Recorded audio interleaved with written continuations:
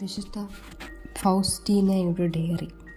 എൻ്റെ ആന്തരിക ആത്മാവിലേക്ക് ഒഴുകിയിറങ്ങിയ ദൈവകരുണ. പുതുവർഷം 1935, പാരഗ്രാഫ് 360. നമ്മുടെ ജീവിതത്തിലെ ഏറ്റവും നിസ്സാരമായ കാര്യങ്ങളിൽ പോലും ഇടപെടാൻ ഈശോ ആഗ്രഹിക്കുന്നു.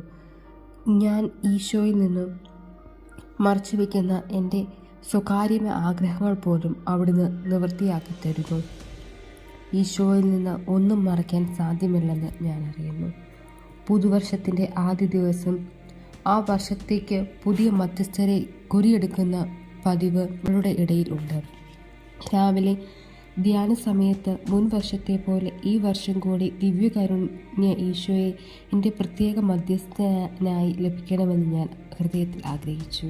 എന്നാൽ ഈ ആഗ്രഹം എൻ്റെ മണവാളിൽ നിന്ന് ഞാൻ മറച്ചുവെച്ചു കൊണ്ട് ബാക്കി എല്ലാ കാര്യങ്ങളും ഞാൻ അവിടുത്തോട് സംസാരിച്ചു. പ്രാർത്ഥനയായി ഞങ്ങൾ ഊട്ടിമുറിയിൽ എത്തിയപ്പോൾ പ്രാർത്ഥിച്ച് ഞങ്ങളുടെ മധ്യസ്ഥർക്കായി കുറിയെടുത്തു.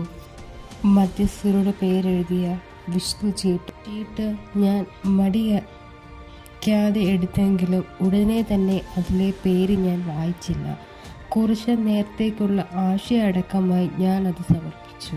പെട്ടെന്ന് എൻ്റെ ആന്തരാത്മാവിൽ ഞാനൊരു സ്വരം കേട്ടു. ഞാനാണോ നിന്റെ മധ്യസ്ഥൻ? വായിക്കുക. 1935 വർഷത്തേക്കുള്ള മധ്യസ്ഥൻ, ഏറ്റവും പരിശുദ്ധ ദിവ്യകാരുണ്യം. എൻ്റെ ഹൃദയം സന്തോഷം കൊണ്ട് വിങ്ങി. സിസ്റ്റേഴ്സിൽ നിന്നും പതുക്കെ തെന്നി മാറി ദിവ്യകാരുണ്യത്തിന് ഞാൻ ഹൃദയപൂർവ്വം നന്ദി പറഞ്ഞു. ആ സമയം മറ്റ് സിസ്റ്റേഴ്സിനോട് കൂടി ഇരിക്കേണ്ടതാണെന്ന് ഈശോ എൻ്റെ സ്നേഹപൂർവ്വം കൊണ്ടുദോഷിച്ചു. ഉടനെ തന്നെ നിയമത്തിൻ്റെ അനുസരണത്തിൻ്റെ കീഴിൽ ഞാൻ മടങ്ങിപ്പോയി.